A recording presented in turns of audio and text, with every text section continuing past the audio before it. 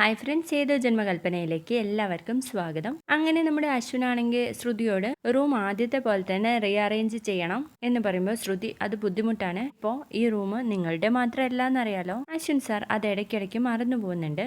സംശയം ഉണ്ടെങ്കിൽ നിങ്ങൾ നിങ്ങളുടെ ചേച്ചിയോട് പോയി ചെന്ന് ചോദിക്കുക.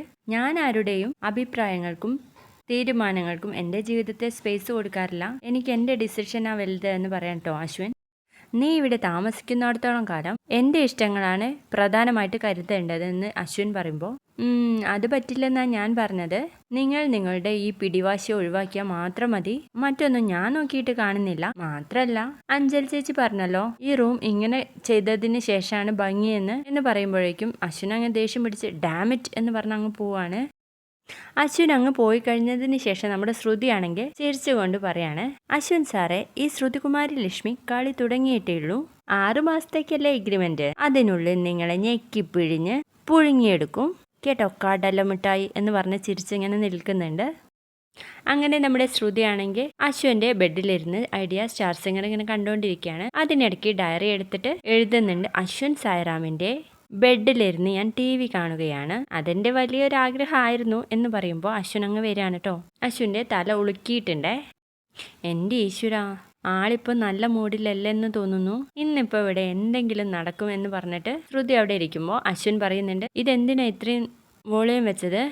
അത് എനിക്ക് കേൾക്കാലോ, നിനക്ക് മാത്രമല്ല ഈ വീട്ടിലെ മൊത്തം ആളുകൾക്ക് കേൾക്കാം. നിന്റെ ബുദ്ധി പോലെ തന്നെ ചെവിയും പതുക്കെ ആയോ? അത് പിന്നെ എനിക്ക് വോളിയം കൂടുതലാണെന്ന് തോന്നിയില്ല, നിനക്കങ്ങനെ പലതും തോന്നില്ല. ഓക്കെ, ഇനി അതിൻ്റെ പേരിലൊരു വഴക്ക് വേണ്ട.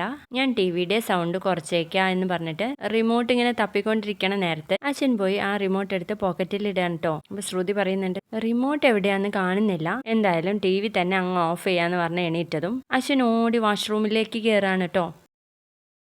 ഏയ്, ഇത് ഫൗളാണ്. ഞാൻ ആദ്യം വാഷ്റൂമിൽ പോവാന്ന് നമ്മൾ തമ്മിൽ ധാരണയായതാ, എന്നിട്ട് നിങ്ങൾ കാണിച്ചത് വളരെ മോശമായി പോയി. നിങ്ങളെ ഇന്ന് ഞാൻ കാണിച്ചു തരാന്ന് പറഞ്ഞിട്ട് പൈപ്പ് ഓഫ് ചെയ്യാണ് കേട്ടോ. ശ്രുതി, പൈപ്പ് ഓൺ ചെയ്യുന്നതാ നിനക്ക് നല്ലത്. ഇല്ലില്ല, വാഷ്റൂം ആദ്യം ഞാൻ ഉപയോഗിക്കാന്ന് നിങ്ങൾ വാക്ക് തന്നതാ, എന്നിട്ട് ഈ ചതി കാണിച്ചത് ശരിയല്ലല്ലോ. ഒച്ച വെച്ച് ആളെ കൂട്ടണ്ട, ഞാൻ പൈപ്പൊന്നും തുറക്കാൻ പോകുന്നില്ല.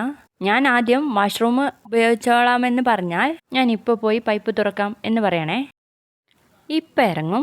1 2 3 എന്ന് എണ്ണുമ്പോഴേക്കും അച്ഛൻ പുറത്തു വരികയാണ്. നിനക്ക് ഫസ്റ്റ് വാഷ്റൂം ഉപയോഗിക്കണമെങ്കിൽ നീ പൊക്കോ എന്നങ്ങ് പറയുമ്പോഴേക്കും ശ്രുതി ചാടിക്കേറി ബാത്റൂം അടച്ചതും ശ്രുതി പറയുന്നുണ്ട്, അതെ, ഞാൻ ചെയ്തതുപോലെ പൈപ്പൊന്നും അടച്ചേക്കരുത് കേട്ടോ.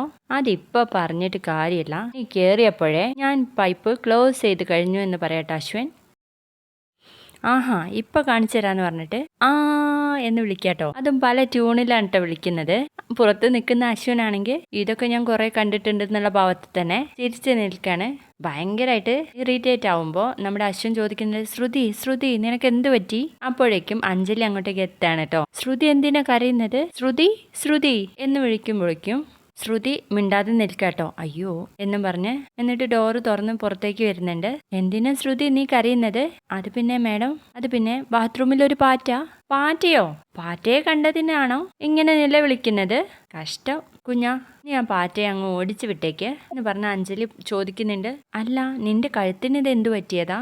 അത് പിന്നെ ഇന്നലെ രാത്രി എന്ന് പറയുമ്പോഴേക്കും അഞ്ജലി ചിരിച്ചു പോവാണ് കേട്ടോ.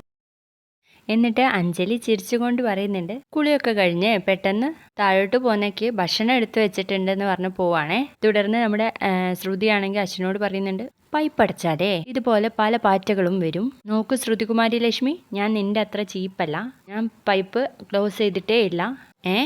അതെ, വന്നൊന്ന് കാണുക എന്ന് പറഞ്ഞിട്ട് അശ്വിൻ ബാത്റൂമിൽ പോയി അത് ഓപ്പൺ ചെയ്ത് കൊടുക്കാൻ കേട്ടോ. ശരിയാണല്ലോ, അപ്പോൾ എനിക്ക് മാത്രമല്ല നിങ്ങൾക്കും പാറ്റയെ പേടിയുണ്ട്. ഈ ശ്രുതിയെയും എന്ന് പറഞ്ഞ് അങ്ങ് പോണ സമയത്ത് അവിടെ വീഴാൻ വേണ്ടിയിട്ട് പോവാണ്. അത് അശ്വിൻ പിടിക്കാണ് കേട്ടോ. പിന്നെ പ്രൊമോയിൽ കണ്ട പോലെ ആ ഒരു റൊമാൻറ്റിക് സീനാണ്.